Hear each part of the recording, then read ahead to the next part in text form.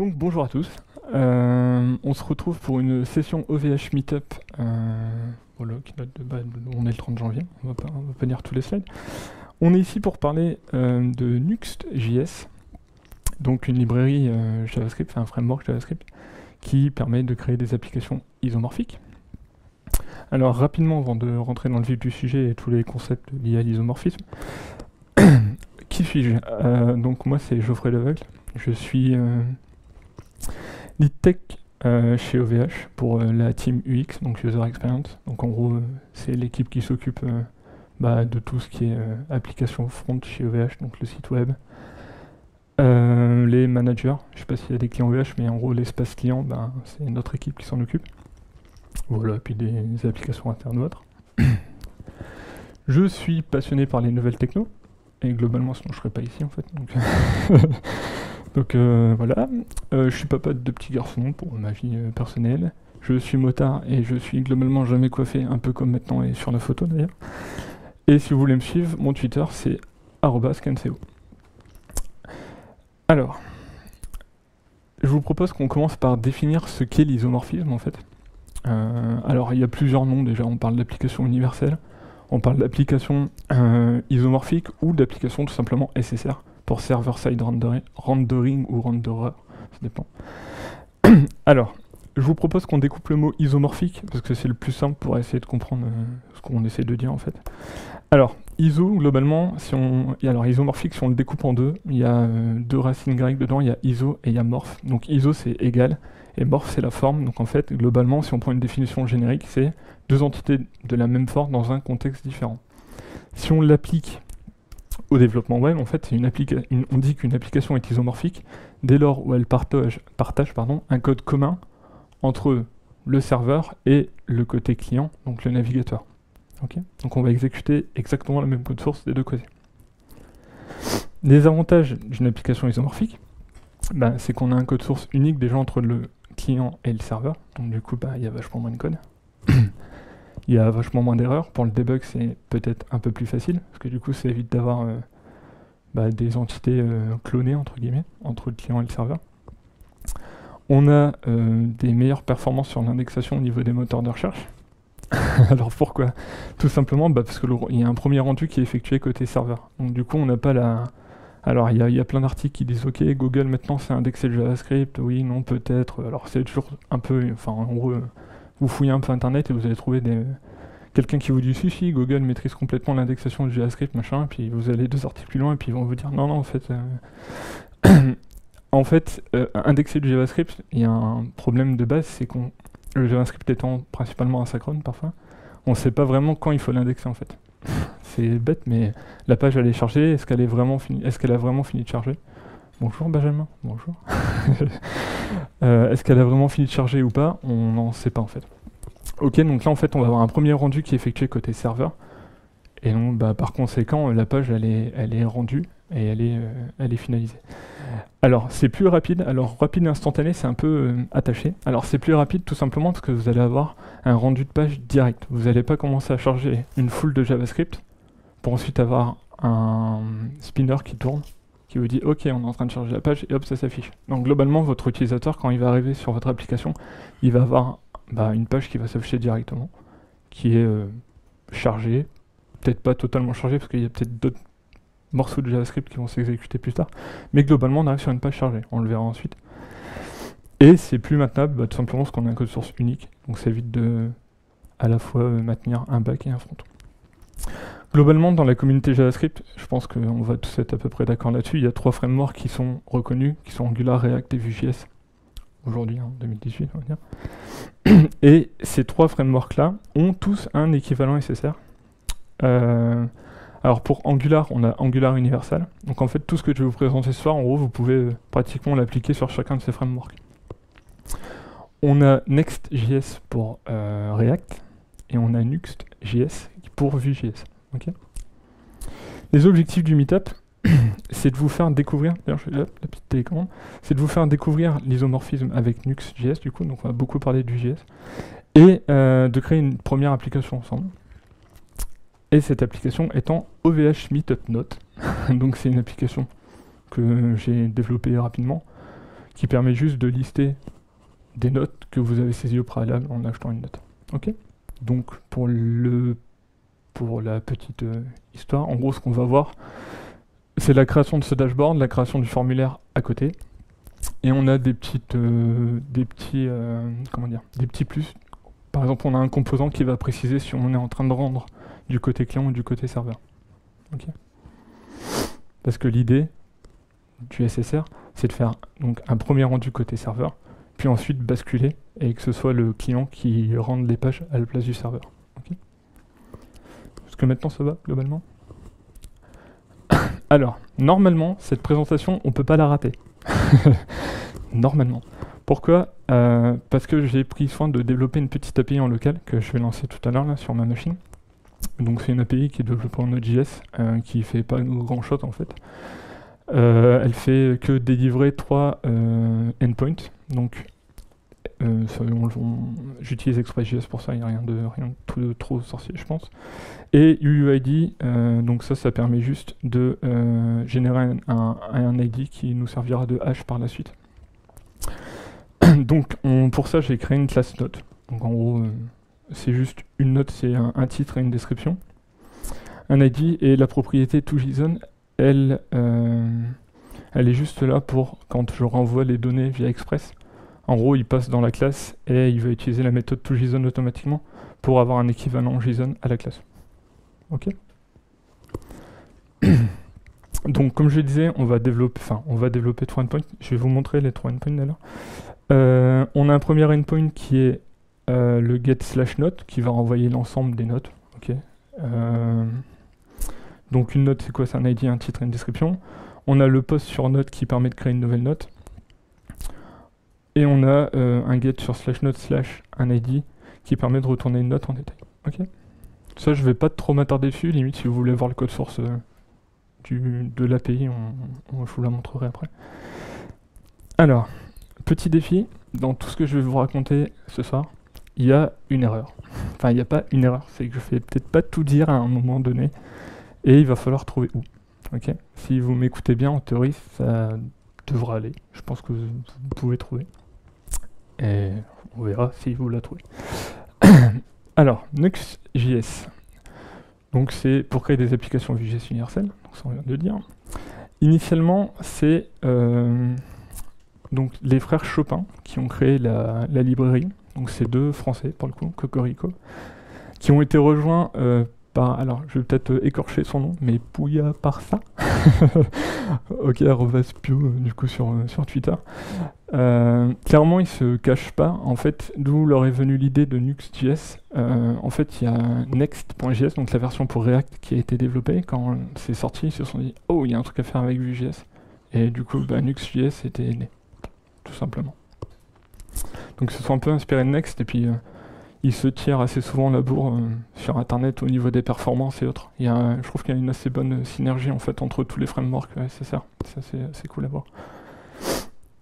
Alors comment ça fonctionne? Globalement, on a du Webpack avec 2 loaders, donc le Vue Loader et le Babel Loader. Donc qu'est-ce que ça va vous permettre? Donc du coup ça va vous permettre de faire du server-side rendering avec Node.js. Donc du coup derrière c'est du Node. On a de l'ES6.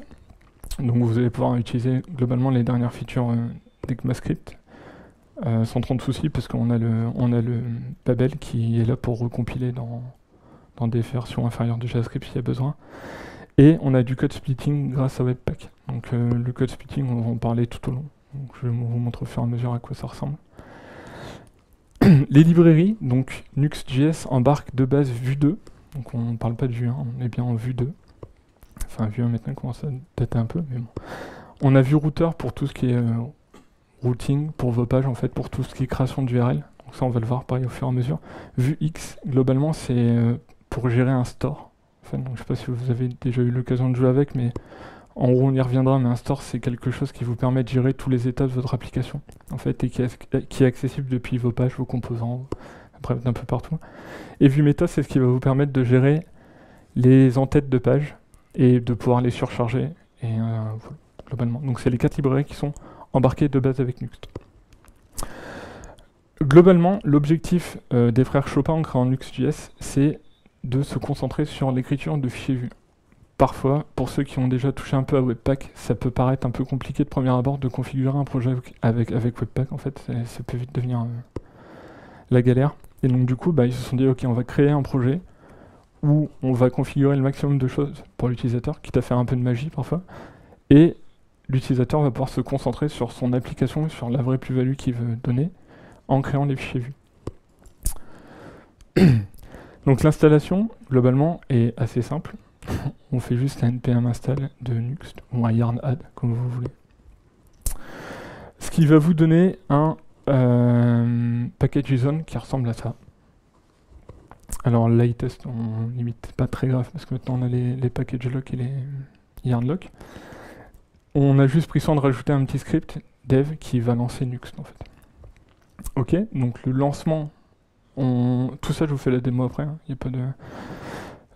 Alors pour le lancer du coup c'est soit vous lancez le script, donc npm run dev, ou alors vous lancez directement Nuxt en tapant, si vous l'avez installé en global.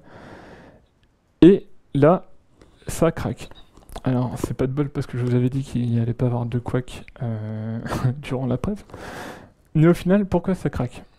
Alors ça je vous le montre si vous voulez après derrière, mais on va essayer d'aller assez vite. C'est que ce qui se passe, c'est que la première fois que vous le lancez, il y a un seul dossier qui est obligatoire pour créer une application Nuxt, c'est le dossier page en fait, qui va contenir tous vos fichiers Vue.js. Donc là en fait, comme on le lance sans rien, finalement, ça va fondamentalement pas fonctionner. Alors page du coup c'est le seul répertoire obligatoire, et c'est le répertoire principal, c'est le répertoire qui va être utilisé pour générer vos routes en fait. Ça contient un fichier Vue, et le dernier, j'ai déjà dit, hop. Donc si on crée une première page, je vous propose qu'on le fasse en direct. Hop.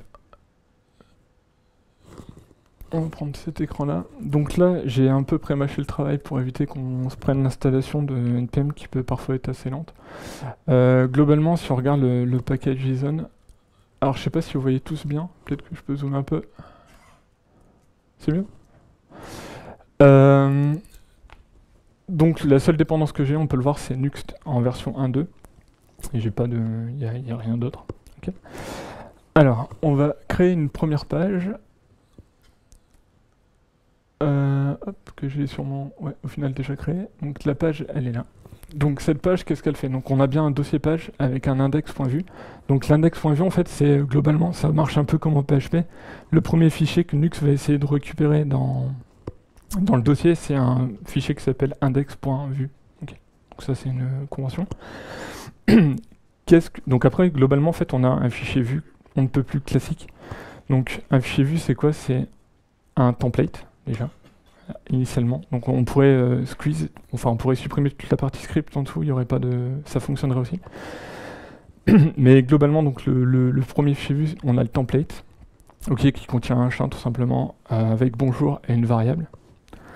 Et donc le script en dessous qui déclare juste la variable dans une propriété data. Donc ça, globalement, c'est un fichier Vue. Pour ceux qui en ont fait un peu, je pense que vous n'êtes pas trop choqués de voir ça. Hop, et si on lance du coup la commande Nuxt, donc il va commencer à packager l'application avec Webpack, et c'est lancé. Donc on voit que c'est pas non plus... donc forcément ça dépend aussi de la taille de l'application. Plus l'application est grande, plus ça va être long. Et il nous a lancé un serveur sur le port 3000. Donc si on y va, on a un bonjour OVH Meetup. Donc bonjour étant le texte que j'avais mis en dur, OVH Meetup étant la variable. Ça va? Alors, si on fait la même chose, j'ai mis mon Firefox à côté. Alors ça, c'est l'application qu'on verra ensuite. On peut le vérifier si vous voulez. Si je fais un about config, hop, et qu'on recherche JavaScript,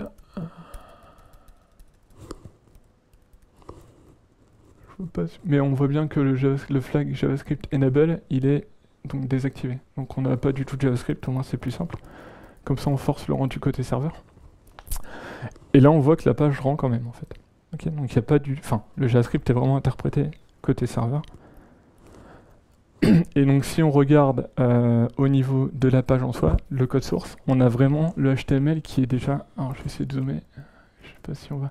Mais on voit que le HTML renvoyé, il contient déjà bonjour à OVH Meetup. Okay, donc ça veut dire que c'est votre serveur qui vous renvoie ça.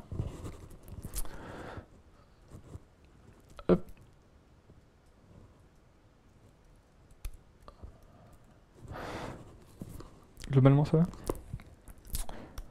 Donc le lancement, on le fait via la commande next. On a un serveur et on a le résultat suivant. Si on revient rapidement sur la structure d'un projet, donc c'est le slide le plus gros que j'ai, hein, ne vous inquiétez pas, ils sont pas tous comme ça.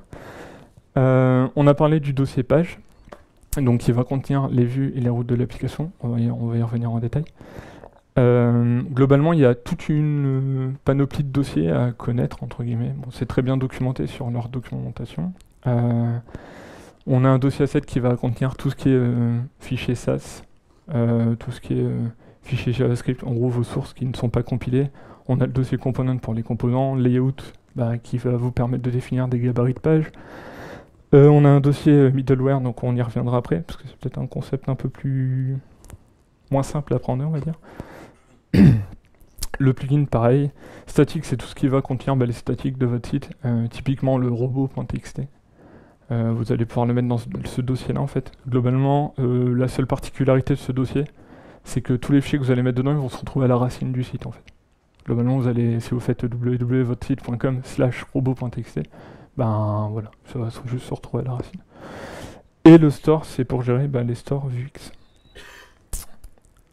Alors, globalement, comment va être découpée une page? On va appeler le document. Okay. Ce document va appeler le gabarit de page, donc le layout.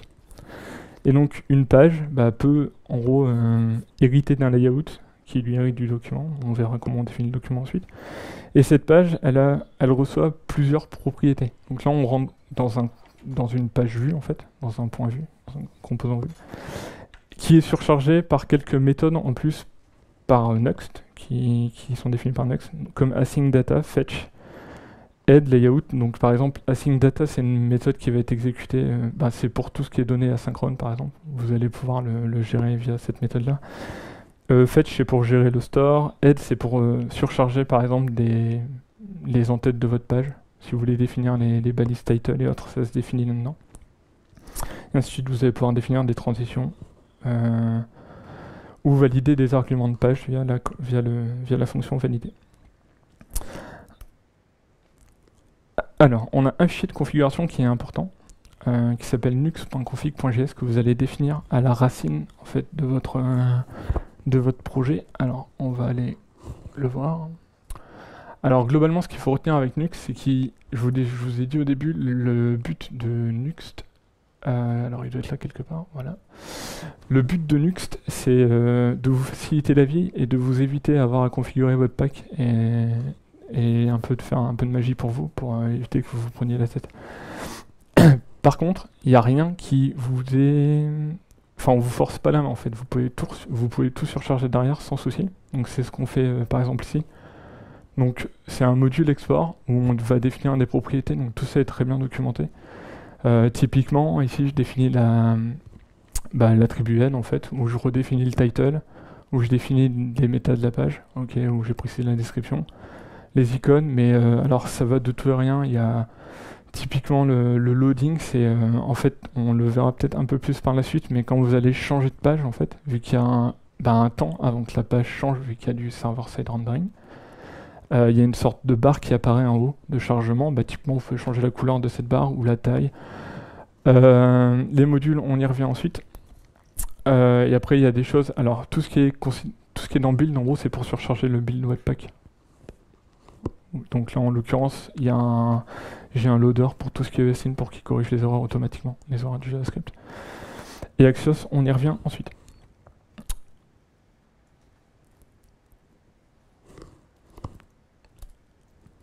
Je me suis trompé. Alors.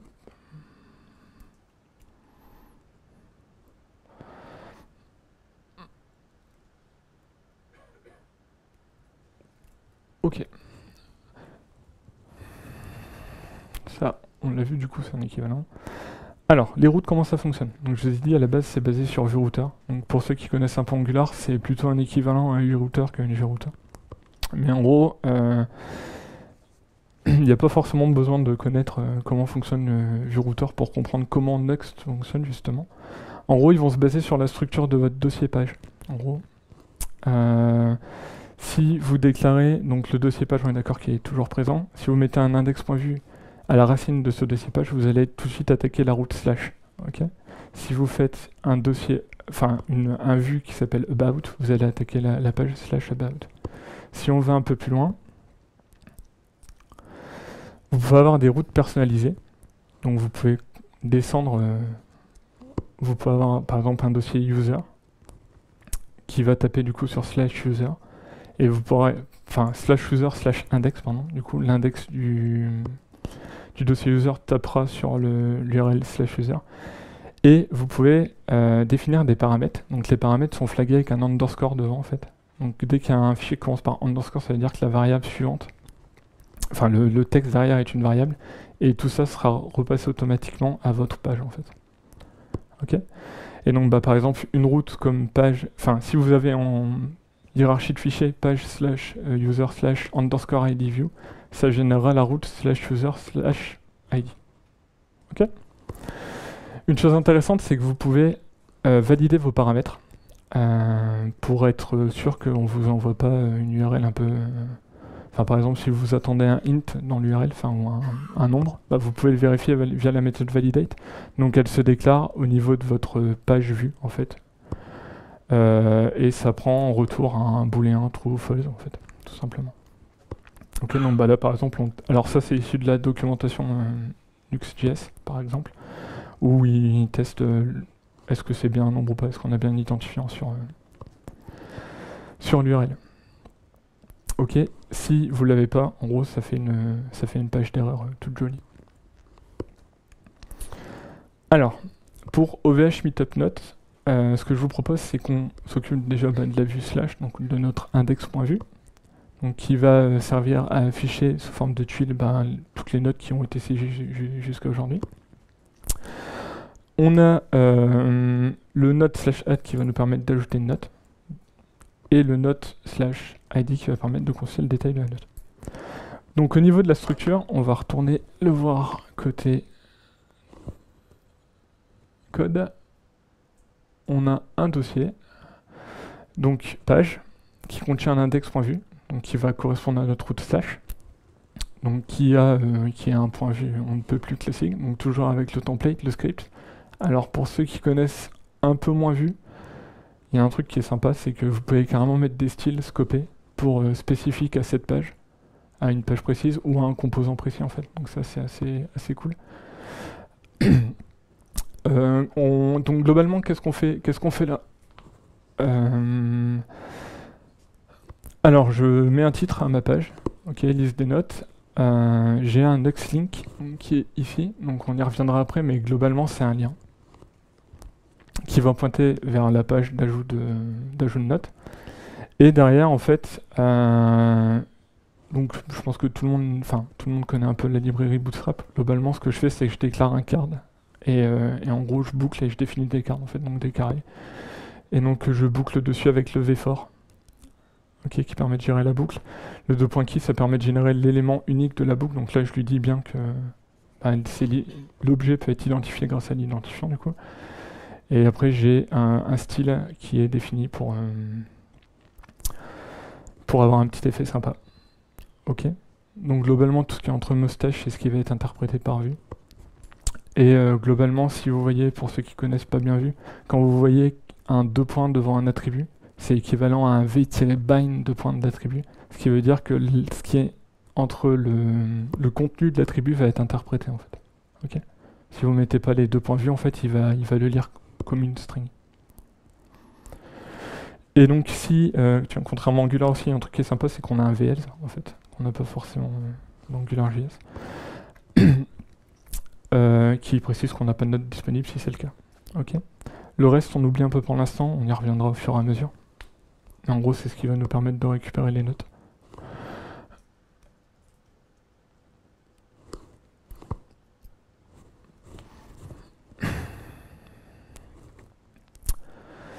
Alors, on en parle, je pense pas qu'on aura beaucoup de temps d'en parler ce soir, mais sachez que c'est possible de gérer des routes imbriquées.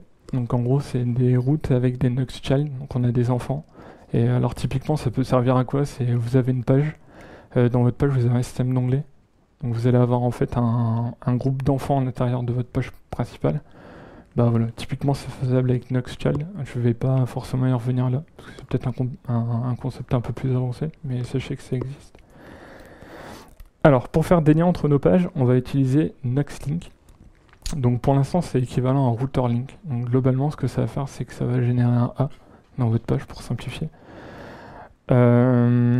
Router-link, au lieu de prendre un href, il prend un paramètre tout, en fait, qui est alors soit une string, soit un objet JSON. Ça, c'est plutôt du vue router, en fait. C'est pas trop lié à Nuxt, en fait, en vrai. C'est plutôt lié à vue router. Pour l'instant, c'est identique. Il n'y a pas de... Il me semble... Enfin, ils ont peut-être quelques petites subtilités, mais globalement, c'est une surcharge à router-link. Je vous conseille toutefois d'utiliser Nuxlink, juste pour le fait qu'ils ont l'intention d'ajouter des fonctionnalités. Typiquement, le préchargement des pages. Donc, c'est que vous allez arriver dans une première page vue, il va regarder les liens de votre page et il va charger en avance les différents scripts sur votre page. Il y a une chose que je ne vous ai pas montré, mais globalement, c'est que on y reviendra au bout si vous voulez. Ce qui se passe, c'est que vos fichiers vont être bundlifiés dans différents JS. Donc si on cherche un peu dans ce qui est généré côté serveur, on peut facilement voir quel JS correspond à la page, ou quel JS correspond à un layout ou à un composant, ou en cherchant, en fouillant un peu, on le trouve assez facilement. Alors, ce que je vous propose, donc on va parler des layouts. Les layouts, ce que je vous ai dit, c'est que c'était des gabarits de page. Donc on peut définir plusieurs gabarits. Typiquement, ça peut vous arriver si vous avez, si votre application est scindée en deux, vous avez une partie admin et une partie plutôt front, enfin plutôt dispo client. Vous allez aimer avoir du coup un layout pour votre admin qui va peut-être charger en avance tout ce qui est la barre pour naviguer dans le menu, une navbar avec l'authentification ou autre. Et vous allez avoir votre layout pour votre site web qui n'a strictement rien à voir. Du coup. Donc les layouts, ça sert à ça. Donc il y a un layout par défaut qui est default.vue. Et il faut surtout pas oublier de mettre le composant next, sinon bah, vous allez rien voir en fait. Ça va juste charger le layout et il n'y aura rien à l'intérieur parce qu'il ne chargera pas les pages vues. Alors un exemple de layout, qu'est-ce que ça peut donner? Si par exemple sur toutes mes pages je veux mettre un H1 avec le titre de mon application, donc je vais déclarer un template Vue.js. Donc c'est un layout, c'est un point vue avant tout. Hein. Il fonctionne comme un page en fait. Donc du coup, on met le H1, on met le composant next, ok. Et la seule chose qu'on a à faire côté script dans notre page, c'est rajouter une clé en fait layout et préciser le nom du layout qui correspond au nom du fichier qui se trouve dans le dossier layout. Ok. Et donc à partir de ce moment-là, ben, la page chargera tout le temps ce layout. Si vous le faites avec default, ben forcément ça le fera pour toutes vos pages. Ok, et à ce moment-là, vous n'aurez pas besoin de préciser la clé layout. C'est ce qu'on va faire maintenant avec l'application OVH Meetup Note. Donc, globalement, ce qu'on veut, c'est afficher une navbar qui est sur toutes les pages. Ok. Donc la navbar, pour qu'on... Alors, je vais peut-être relancer la bonne application du coup. Hop, donc on va lancer l'API. Un node va suffire. Ouais, hop. Et donc là, en fait, ici j'ai l'application Nuxt pour l'OVH Meetup qu'on va démarrer avec un npm run dev. Hop, ça fonctionnera normalement. Donc l'API écoute sur le port 8000. Donc là, on voit bien. Alors j'ai l'Axios, mais en gros il va bien taper sur... Là, ça a été un peu vite, mais il va bien taper sur cette API là. Ok, et donc si on va sur le localhost 3000, donc là on n'a pas de note disponible, mais globalement on a la navbar qui sera tout le temps présente. Donc si je change de page et que je rajoute une note, on a toujours cette navbar qui est présente, donc autant la mettre dans un layout. Ok, hop, et on va ajouter un élément. Alors, pour faire ça, du coup, si on va voir un peu le code source, hop, je me suis trompé de sens. Donc, l'index.vue, la seule propriété qu'il a et qu'on verra ensuite, c'est async data, mais il n'a pas de propriété layout. Pourquoi? Parce que du coup, je surcharge le layout par défaut. Et ce layout par défaut, ce qu'il fait, bah, c'est qu'il c'est un fichier vue classique, comme je disais. Donc, on déclare un template où je définis une navbar, ok, qui contient mon titre, et un composant qu'on créera ensuite qui permet d'afficher si le rendu est effectué côté client ou côté serveur. Et ensuite, en dessous, on place un conteneur qui contient Nuxt, et donc du coup, tout ce qui est à l'intérieur de ce conteneur-là, ça sera nos pages en fait. Ça va?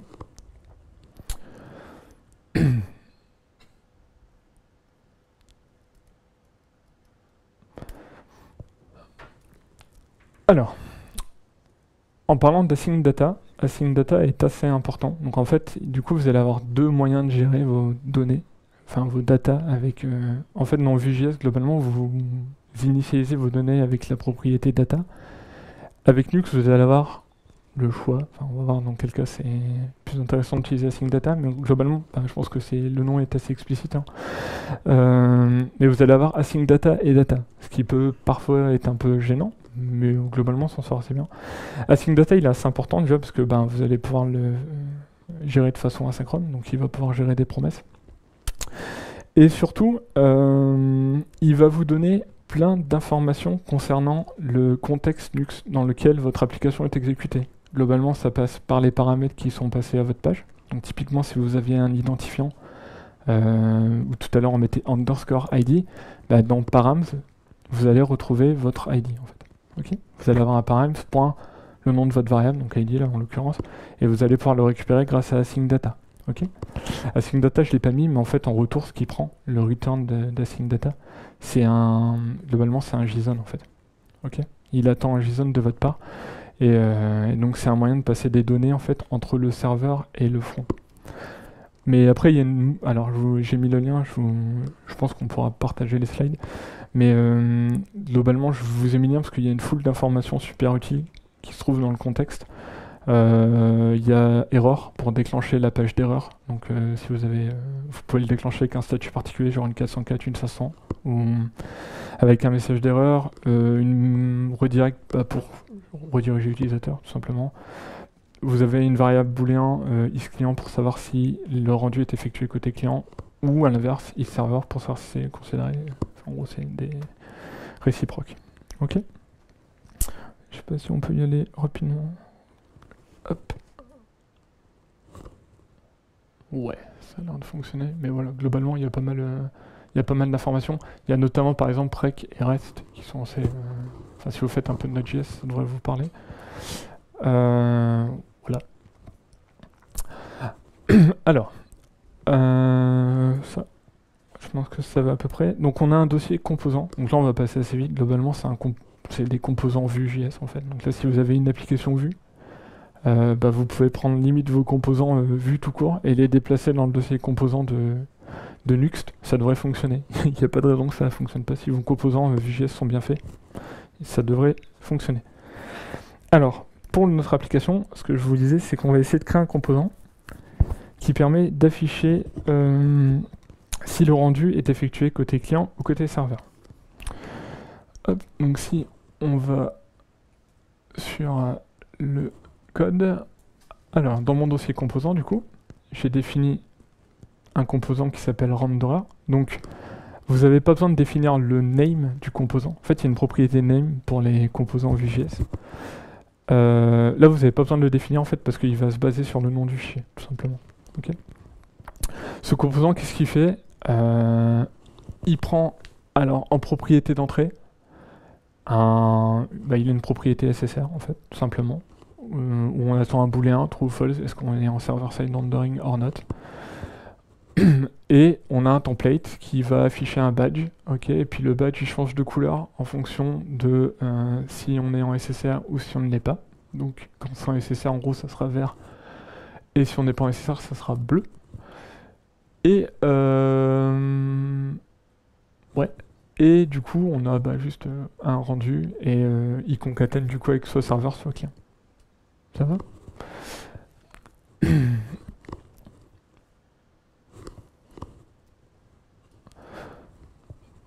A noter que j'ai une nouvelle fois utilisé les styles scopés. C'est vraiment bien. Si vous structurez vraiment votre application en composant Vue.js, les styles scopés, c'est vraiment top. En fait, juste comment ça marche rapidement, il va générer une propriété data en fait sur votre élément. Alors on peut peut-être rapidement aller le voir. Hop, si on inspecte le composant, en fait, il va générer un data-quelque chose. Ok, et toutes vos règles en fait CSS à l'intérieur vont s'appliquer avec ce data-quelque chose. Du coup, on est sûr que ça va pas les taper ailleurs, ça sera vraiment scopé à ce composant-là. Ça, c'est assez pratique. Alors, les plugins, c'est des fonctions JavaScript en fait qui vont s'exécuter avant d'instancier l'application Vue.js.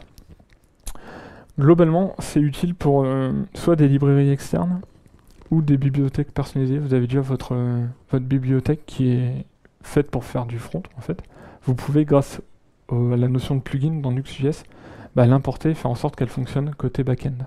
Okay, et qu'elle puisse être exploitée par le serveur. L'exemple qu'on va prendre, je pense qu'il va être assez utile pour tous. On va parler de Axios. Donc Axios, en fait, qu'est-ce que ça fait? Ça permet de faire des requêtes HTTP, que ce soit côté front ou côté back, en fait. Ok, donc côté back, il fera un call HTTP, et côté front, il fera une requête Ajax, en fait. Ça va? Comment on installe Axios? C'est pas super compliqué, du coup. On fait un npm install de Axios ou un yarn add. Et comment on l'utilise? Donc en exemple, j'ai un chien avec un attribut title. Ok. J'ai une propriété data, donc là c'est purement du Vue.js. Désolé pour ceux qui maîtrisent pas trop Vue.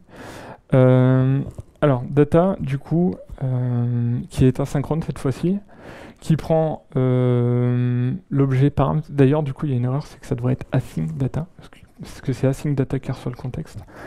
Et donc du coup, ce qu'on fait, c'est qu'on fait une requête en utilisant Axios sur une API quelconque.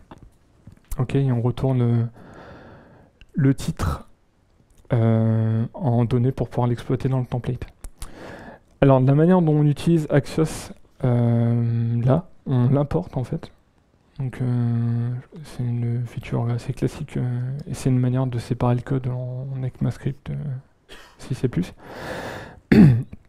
Sauf que si vous faites ça, il va y avoir un petit souci. Donc globalement, je pense que sur le code ça va, on essaie juste de faire une requête HTTP.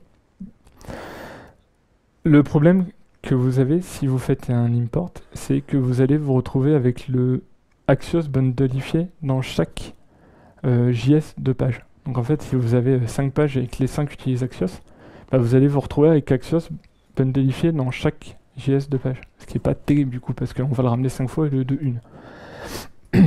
Alors ça peut paraître anodin, mais si vous avez beaucoup de pages, ça commence à faire beaucoup de code. Du coup, on peut utiliser le nuxt.config.js pour ça. Et on peut du coup définir la propriété vendor qui vous permet de dire ok, ramène-moi Axios. Du coup, lui, il est au courant dans sa config qu'on va utiliser Axios en plugin. Et il va le ramener qu'une fois, plutôt que de le ramener à chaque fois. Hop. Alors, du coup, l'utilisation, bon, limite, on va aller le voir en direct. Alors,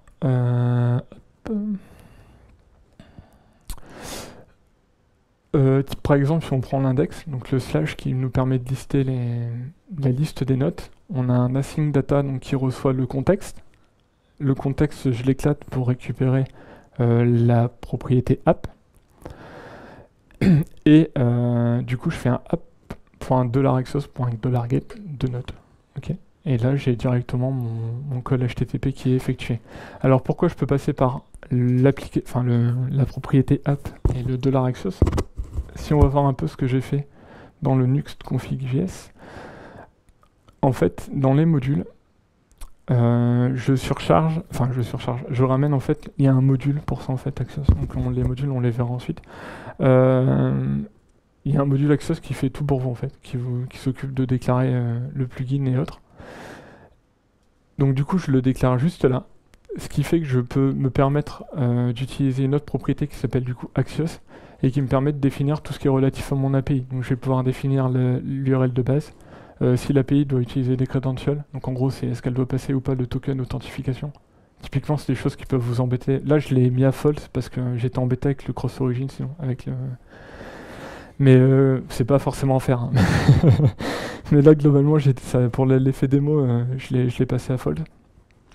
Et donc du coup le fait de le déclarer en module, ça me le déclare dans le app, et je peux utiliser app.$axios ok. App.$Axios, du coup, ce qu'il va faire, c'est qu'il va me renvoyer mon point data, du coup, de ma promesse directement. Si vous voulez avoir quelque chose de plus générique avec le statut code et autres, vous pouvez utiliser tout simplement le point .get. Parce que là, j'utilise le $get, du coup, c'est un peu un raccourci, mais vous pouvez utiliser juste le point .get. Alors, une question qu'on pourrait se poser là, même si le fichier n'est pas super haut, donc c'est pas ultra visible, on va peut-être plutôt le voir. Donc là, j'ai la page de liste de notes. Si on déroule un peu ici, donc j'ai le dossier notes qui va nous générer le hash/note dans l'URL, et on a le add, donc qui va générer le /note/add, et un /note/ l'identifiant pour avoir le détail d'une note. Si on va voir la propriété add, donc là il n'y a rien d'ultra, enfin là, pardon, le point vu de la page add. Globalement, c'est un formulaire qui permet d'ajouter une note, qu'on a rapidement vu tout à l'heure. Sur ce formulaire-là, je bind un événement submit, qui va déclencher la méthode submit qui se trouve ici, quand le bouton submit sera cliqué. Donc ça, bon, c'est du HTML à peu près classique. On a deux champs, le champ titre et le champ description, et un bouton ajouter. On a mes data, et donc globalement, alors on va pas le voir ici, mais je pense qu'avec un combo des deux pages, on va le voir. En fait, ici, si vous avez fait attention à la page index, dans la page index, j'utilise le app, et ici, j'utilise le this. Alors pourquoi? C'est parce qu'en fait, au moment où la page, au moment où le async data se déclenche, la page vue n'est pas encore instanciée en fait. On n'a pas encore l'instance de la page. Du coup, il n'est pas capable d'avoir le this. Donc du coup, c'est pour ça qu'on va passer par le contexte et par le app générique pour pouvoir utiliser du coup la propriété Axios. Alors que dans les méthodes d'une page en fait, on n'a pas typiquement le app parce qu'on n'a pas le contexte, mais par contre on a le this. Enfin le this c'est limite le app en fait. Okay. Hop. Alors, globalement ça va, je vois pas encore trop de tête. Alors, les middleware, c'est quoi? C'est une fonction, en fait c'est un peu comme, je pense qu'on peut faire un parallèle avec les middleware en Node.js, en fait c'est quelque chose qui va intervenir avant le rendu de votre page, qui va intercepter le rendu de la page. Donc c'est une fonction personnalisée qui va être exécutée, du coup, sur une page précisément, sur un groupe de pages. Donc du coup, quand on parle groupe de pages, on entend un peu layout, hein. Donc les gabarits de page de tout à l'heure, donc vous pouvez déclarer un middleware sur un layout, ça va fonctionner aussi. Globalement, en fait, les layouts et une page ont globalement les mêmes propriétés. Ce qui est utilisable sur une page, vous pouvez l'utiliser sur un layout. Alors, quand utiliser les middleware? Typiquement, c'est des routes qui vont nécessiter une authentification. Vous avez, si on reprend l'exemple de tout à l'heure, vous avez un dashboard admin. Vous voulez être sûr que toutes les routes derrière soient protégées et qu'il faut être identifié pour pouvoir y accéder. Vous allez pouvoir créer un middleware qui va s'assurer que l'utilisateur est bien authentifié. Donc via du JSON Web Token. Alors ce qu'il faut savoir par exemple, c'est que le middleware peut être asynchrone. Donc ça veut dire que vous pouvez très bien faire appel à Axios pour faire une requête côté serveur. Est-ce que le gars est authentifié et est-ce que la session est valide? Votre serveur vous répond ok c'est bon, il a marque blanche, il peut y aller, ou est-ce que tout simplement il a des droits? Et votre middleware à ce moment-là continue de redonne la main à votre page et ça continue. Ou à d'autres middleware si on a plusieurs. Ou alors il y a d'autres exemples, par exemple alors cet exemple n'est pas anodin parce que c'est ce qu'on va faire derrière. Typiquement, à chaque fois qu'on va changer de page, je vous ai dit la première page il va toujours la rendre en server-side rendering pour avoir le contenu. Et dès qu'on peut, on va essayer de passer en rendu client. Ok. Donc du coup, c'est le client qui va vraiment qui va interpréter votre JavaScript. Typiquement, du coup, on pourrait imaginer un middleware qui s'amuse à mettre à jour une variable dans le store, donc dans le stockage de votre application, lors d'un changement de page. Donc en fait, ce qui va se passer, c'est que la première fois qu'une page va être chargée, on va rentrer dans ce middleware là, il va se dire ok, c'est une page qui a été rendue côté serveur. Donc du coup, il va envoyer serveur au store. Et si la deuxième fois qu'on va rentrer dans le middleware sur la prochaine page, on va le faire avec le rendu client. Donc du coup, ça switchera le booléen en mode rendu client. Ok. Si on prend du coup l'exemple de OVH Meetup, donc on va repartir sur notre petit composant. Donc on a vu tout à l'heure qu'on avait fait un composant renderer qui prenait une propriété SSR. Ce composant, en fait, je l'utilise dans le layout. Ok, donc dans le layout, quand on regarde ce que je lui passe, donc j'instancie mon composant renderer. Donc on remarquera que au préalable, je l'ai importé en fait depuis mon dossier composant. Donc le arrobase, en gros, c'est un raccourci pour atteindre la racine du dossier. Ok. Donc je vais bien chercher ce composant là.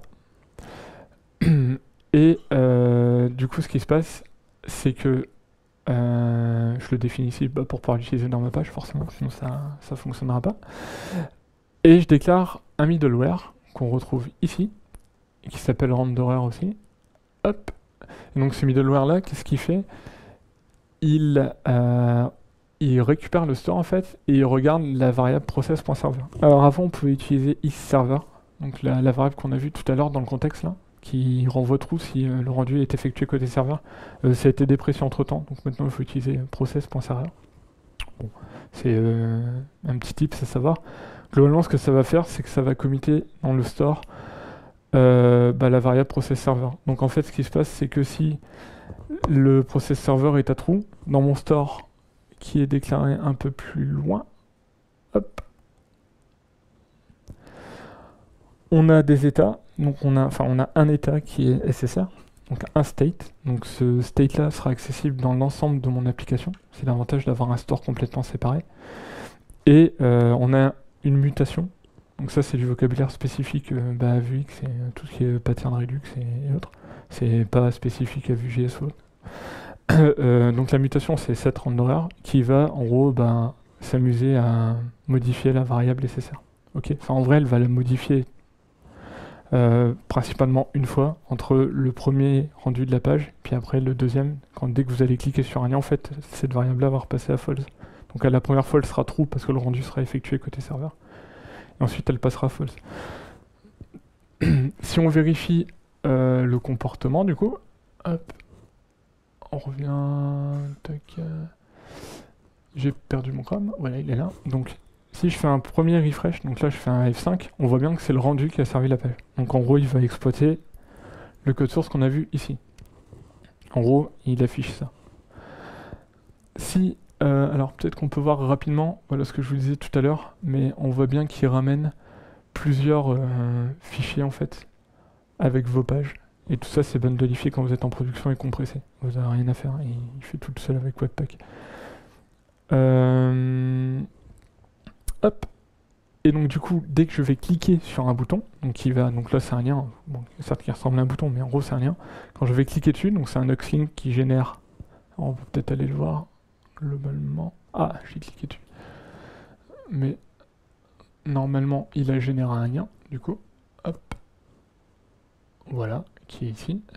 Ce lien-là, si je clique dessus, là, du coup, ça va plus le faire, parce que forcément, j'ai déjà cliqué une fois dessus, mais on est bien passé d'un rendu serveur. Si je clique dessus, il passe bien en rendu client. Parce qu'entre-temps, on a glissé dans le middleware avant de rendre cette page, enfin d'afficher cette page. On est passé par le middleware. Le middleware, il a checké si le rendu était effectué côté serveur ou côté client.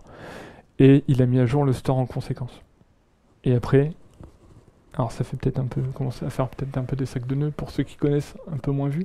Mais globalement, après, on l'a vu tout à l'heure, il passait dans le layout repassait la variable qui était dans mon store à mon composant. Et du coup, mon composant s'occupe de faire l'affichage. Ça va ? Hop. Alors je sais pas quelle heure il est. Ok, ça va. Alors, du coup le store, on l'a rapidement vu juste avant, mais c'est basé sur Vuex. Donc je vous ai dit, globalement on retrouve des équivalents dans chaque framework. Je pense surtout que ça a été amené par React. Donc globalement, à quoi sert un store? C'est gérer les... Je sais pas forcément comment le définir mieux, mais globalement c'est gérer les états de votre application. Il faut imaginer que vous allez avoir un espace où vous allez pousser tous les états de votre application, et ça peut être tout et rien en fait. Ça peut être du stockage Là, on aurait très bien pu stocker nos notes dans le store en fait et déclencher une mise à jour du store dès qu'on ajoute une note et ainsi de suite. Ça peut être là, gérer un simple booléen. Alors, Nuxt.js vient rajouter une chose à ce store, une méthode qui s'appelle NuxServerInit, qui est potentiellement asynchrone. Globalement, c'est ce qui va vous permettre de peupler le store côté serveur et de donner des infos à votre client en fait. En gros, vous allez initier votre store côté serveur et le front va le récupérer dans le même état. Ok.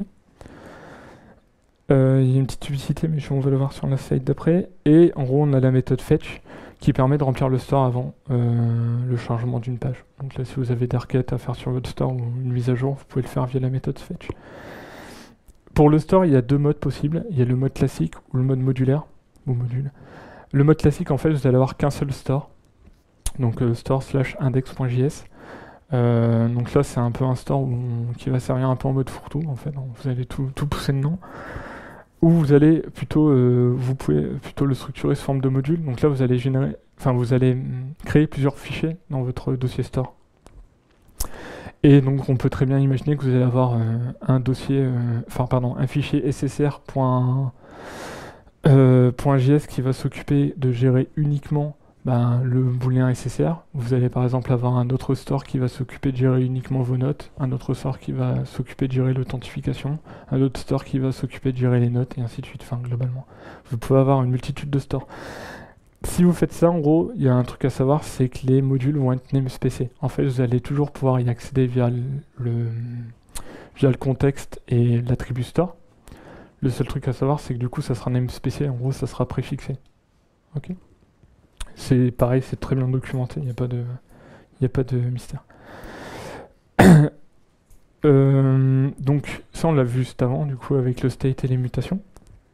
Donc là, je me suis pas trop embêté, j'ai fait le store, la version store unique.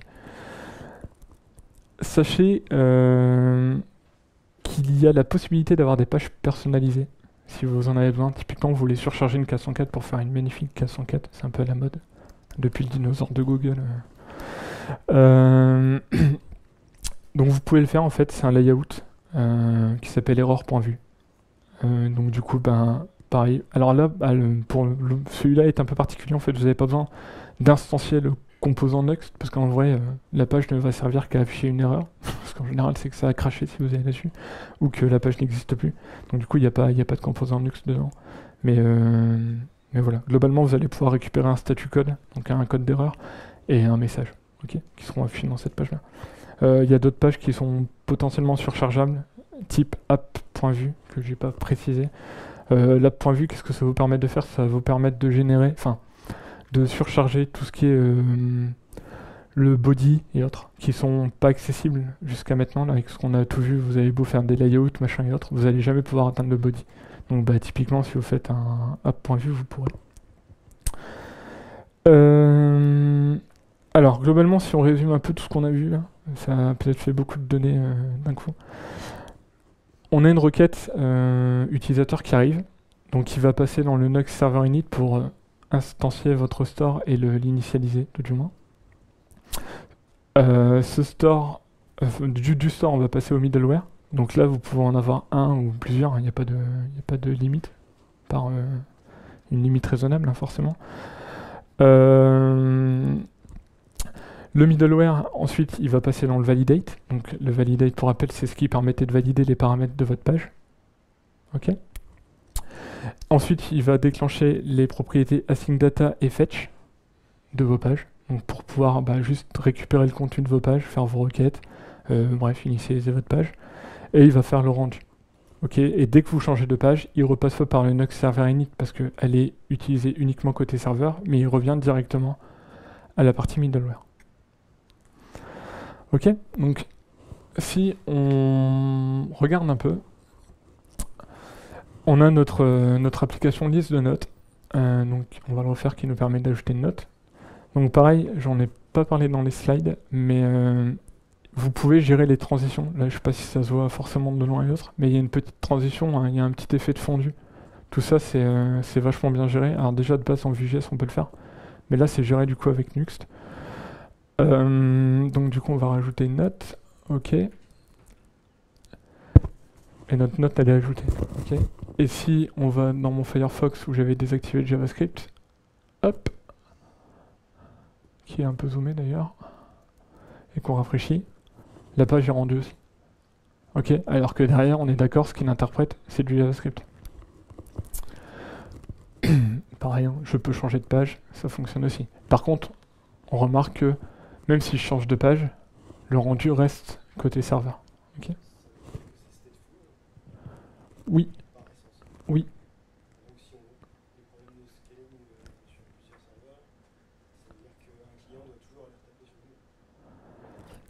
Non. Enfin, ça dépend comment ton back est configuré. Si tu fais par exemple du JSON Web Token, t'as pas ce souci là. Parce que du coup, ton client est authentifié via le header autorisation dans la requête. Et donc, du coup, que ce soit un client A ou un client B qui débarque, il n'y a pas de souci. Ok, et on pouvait, je ne l'ai pas montré, mais on peut consulter une note. Donc là, j'utilise le hash qui était généré, enfin l'ID, ok, pour pouvoir consulter, mais tout ça fonctionne, encore une fois, sans JavaScript activé côté front-end. Ok. Alors, rapidement, donc globalement, on a vu un peu toutes les features. On peut décompresser un peu que Nuxt propose. Il y a 2-3 petites choses à savoir. Donc là, je ne vais pas forcément m'éterniser dessus, mais sachez que ça existe. Vous pouvez générer une application monopage avec Nuxt-SPA. Donc là, il va tout générer en une page en fait. Pour single page application. Donc pareil, c'est très bien documenté. Vous pouvez générer votre site au format statique. Ça peut paraître bête, mais c'est une feature qui leur a été demandée en fait. Il y a beaucoup de personnes qui se disaient ok, moi j'adore le concept de Nuxt, c'est super facile pour créer l'architecture, j'ai pas besoin de m'amuser à gérer ViewRouter ou autre. C'est vous créez juste vos pages dans le dossier page, enfin votre architecture, et lui du coup génère vos routes en fonction de ça. Et l'idée du coup a plu. Et on leur a demandé de créer une fonction qui permet de générer un site statique en fait tout simplement. Donc si vous avez une première page index.vue, puis vous avez une page about et puis une page me qui vous présente et ainsi de suite, globalement vous allez vous retrouver avec un site statique avec un index.html, un about.html et un me.html. Okay, que vous pouvez après mettre sur un GitHub page ou ce que vous voulez. Quoi. Où il n'y a pas besoin en gros, globalement, où il n'y a plus besoin de Node.js. Un petit mot rapide sur le fait que Nuxt peut être aussi utilisé par la programmation. Donc c'est peut-être un peu moins courant, mais globalement, si vous avez déjà votre app existante et que vous souhaitez quand même utiliser Nuxt parce que vous trouvez ça cool et que ça peut vous aider ou être utile, vous pouvez l'utiliser couplé à du Express. Il y a une foule de templates dispo sur Nuxt Community, on le verra ensuite. Mais globalement, il y a un peu des templates pour tout et rien, quoi. Vous pouvez l'utiliser avec Express et vous pouvez l'utiliser du coup en moteur de rendu pour Express par exemple. Enfin voilà, sachez que c'est possible aussi. Globalement, en gros, ce qu'ils vont vous demander de faire, c'est faire un import de Nuxt dans votre application et après vous pourrez l'utiliser pour faire du rendu de page en fait. Ok, ou du rendu tout du moins. Alors, on a alors, il prévoit et on a. C'est un peu dans le futur, dans le présent en même temps, la possibilité de désactiver le server-side rendering. Alors, ce qui est assez drôle parce qu'on parle d'applications isomorphiques, donc on s'attend à avoir du SSR. Et là, en fait, il y a certains utilisateurs qui leur ont dit nous on aimerait bien le désactiver. Alors pourquoi ? Parce que il y en a juste qui trouvent Nuxt cool et ils sont en mode ok, c'est génial, c'est super facile de créer une app. Et du coup, pourquoi créer une app Vue.js alors que Nuxt nous propose de faire la même chose, c'est déjà isomorphique de base. Et donc du coup, ils se sont dit pourquoi pas. Et c'est surtout que il y a carrément des routes que où vous n'allez pas avoir l'utilité de le rendre avec le serveur en fait, d'appliquer un rendu côté serveur. Typiquement vos pages d'administration, vous n'avez pas besoin de les référencer, vous n'avez pas besoin que ce soit rendu par le serveur. En fait, ça peut être une application vue. Donc ça, ce n'est pas encore possible pour les pages et les layouts, mais c'est dans leur roadmap en fait. Leur roadmap est public et tout, donc vous pouvez tout aller voir. Ils sont vraiment en mode open source, même leur roadmap est public. Par contre, vous pouvez le faire déjà via des composants, via un composant qui s'appelle NoSSR. C'est un composant assez drôle qui était du coup proposé, à côté de Nuxt qui n'était pas intégré. Et en version 1.0, je pense qu'ils l'ont mis en natif dans Nuxt. Donc maintenant, vous pouvez faire un composant OSSR et tout ce qui est à l'intérieur de cette balise-là ne sera pas rendu côté serveur. Ok. Par contre, c'est disponible pour les plugins. En fait, je vous invite du coup à tester grandement Nuxt, mais vous allez vite vous rendre compte qu'il y a certains plugins qui sont juste pas compatibles avec l'isomorphisme, et donc du coup, ils vous proposent juste de le désactiver. Typiquement, j'ai eu le cas avec Full Calendar, qui permet d'afficher un calendrier dynamique dans JavaScript et autres. Pour le rendre compatible SSR, c'était pas si simple, et donc du coup, j'ai préféré en fait le désactiver côté serveur. Donc en fait ma page quand elle arrive elle n'a pas le calendrier. Par contre elle a déjà tous les événements que je voulais stocker dans le calendrier, comme ça c'est référencé. Et Google a le texte pour le manger. Et par contre dès que ma page s'instancie, j'ai un petit loader qui arrive, hop, et j'ai mon calendrier qui s'affiche. Donc voilà, ça peut paraître peut-être initialement un peu une demande un peu bizarre, mais c'est assez utile finalement. Alors globalement, les limites que j'ai pu croiser, on en a discuté avec un des contributeurs à Nuxt. Je viens de vous vendre Nuxt pendant je sais pas combien de temps, peut-être 45 minutes. À l'utilisation, c'est cool, c'est assez simple. Honnêtement, je dis pas ça parce que j'aime bien le projet, mais c'est vraiment simple à utiliser. Une fois que vous maîtrisez les concepts de middleware, store et autres, globalement, vous avez pas tout vu, mais voilà. Vous avez vu le principal. Si vous touchez déjà à du Vue et tout, c'est encore plus simple en plus. Donc du coup, en limite, j'ai pas vraiment de points levés. J'aurais tendance à dire attention au chargement côté serveur. Ouais, parce qu'en fait, ce qu'on va avoir tendance à faire, c'est ah ok, on va tout charger côté serveur, mais si votre API elle met 10 secondes à répondre, qu'elle mette 10 secondes en front ou 10 secondes en back, c'est pareil en fait. C'est peut-être même pire parce qu'en fait, votre utilisateur il va taper sur votre URL, et il va devoir attendre 10 secondes pour avoir le premier rendu. Alors qu'avant, il avait un premier rendu avec tout le JavaScript qui lui chargeait des petits spinners pour le chargement, machin et autres. Donc il avait quand même un visuel pour dire « Hey, je suis en train de charger ». Là, si vous commencez à mettre plein de code côté serveur ou que votre API est un peu longue à répondre, typiquement vous allez avoir un peu l'effet PHP en mode vous avez une page blanche avec le spinner qui tourne en haut, le spinner natif de Chrome ou de Firefox. Ok, donc attention à ça. Et peut-être le deuxième retour que j'ai à faire, que j'ai pas mis là, mais c'est qu'il y a peut-être quelques pièges un peu. Typiquement, on parlait du fait que Axios, si vous l'importez directement, il va être bundleifié dans chaque JS de page en fait. Typiquement, voilà, il y a des petits pièges comme ça à éviter. Mais bon, globalement, il n'y a rien de. Si votre code est structuré en composants et autres, il n'y a rien d'insurmontable. Alors, un mot rapide sur Nuxt Community. Donc, c'est un repo GitHub. Enfin, c'est un repo GitHub. C'est plusieurs repos GitHub. Il y en a à peu près une quarantaine. Et il y a énormément de modules. Des modules pour l'authentification, de sitemap, pour faire de l'Apollo, donc du GraphQL. Sentry qui est un éditeur, pas un éditeur, mais une application qui vous permet de remonter vos erreurs JavaScript en fait. Voilà. Enfin, il y en a plein, il y en a vraiment beaucoup d'autres en fait.